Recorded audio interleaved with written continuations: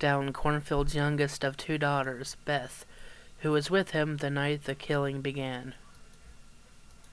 So Beth, I must ask you, why do you have a blanket over your head? Because I don't want people to see me. I'm not like Michael Jackson. I'm not a freaking poser. Okay, I never said you were. Anyway, I guess the first obvious question to ask you is, what kind of man was your father? He always beat on me and my sister, and he always beat on my mom. He drank a lot, did a lot of drugs. Anytime anyone would confront him with this, whether it be a neighbor or even the police, he would fly off the wall and start cussing them, and he wasn't a good person. He smoked a lot. My dog died of asthma. He just wasn't a good person. So I guess all the rumors of him being a loose cannon just waiting to erupt was true, right? Yes, it was. Okay, what did, a lot of people said that your family went crazy because of this guy. I mean, what do you have to say about that? Well, I'm sure that is true. He probably drove us all crazy, but then just after what he did, just put everyone into shock, because it's hard to believe that someone in your own family would do something so horrible that you hear on the news. Now, you were with him the night that he first, completely lost it and went on this killing rampage. Can you tell me what happened?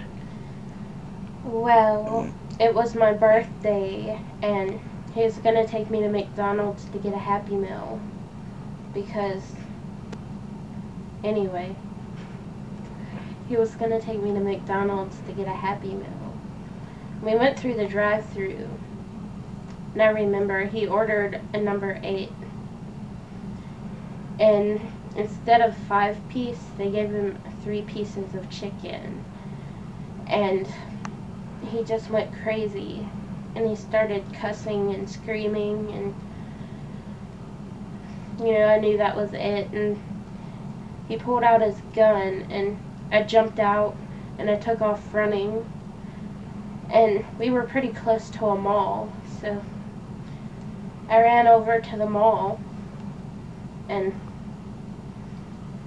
I used a payphone, and I called a friend to come get me, and they came and got me, and my dad just left. I'm not sure where he went to, but I just know that I heard a gunfire. Well, how'd you feel when you found out that just a few hours later that he torched your neighbor's house, killing all 5 people inside? I felt really bad, because one of them was a little girl that I had babysitted before, and she was really sweet, and I just never thought he would do something so horrible to nice people. Oh, I know this man is your father, but are you glad he's dead, or do you miss him, or? I loved him because he was my father, but I think it's for the better that he is dead. That way he cannot hurt any more people. Well, thank you very much for your time, ma'am, and I wish you a very positive recovery mentally, and I hope you have a wonderful life ahead of you. Yeah, right. Luckily, no one was hit by the gunshot she heard, but her neighbor's house was nothing more than a bad memory for most, and a tomb for the family who was inside when it went ablaze. 3-year-old Kathy Ford, 7-year-old John Ford, their older brother Stephen, and his wife Lisa, and their mother Melanie were burned alive. Next, Cornfield drove to a nearby Walmart, where he struck again, leaving one woman alive and the other one dead. I had a chance to speak with Millie Davis, a brave woman who survived his attack. In your own words, what could you say that happened to you? I was in Walmart about 2 o'clock in the morning, We have a 24-hour Walmart here, and took my groceries out to the car and got in the trunk, and someone attacked me.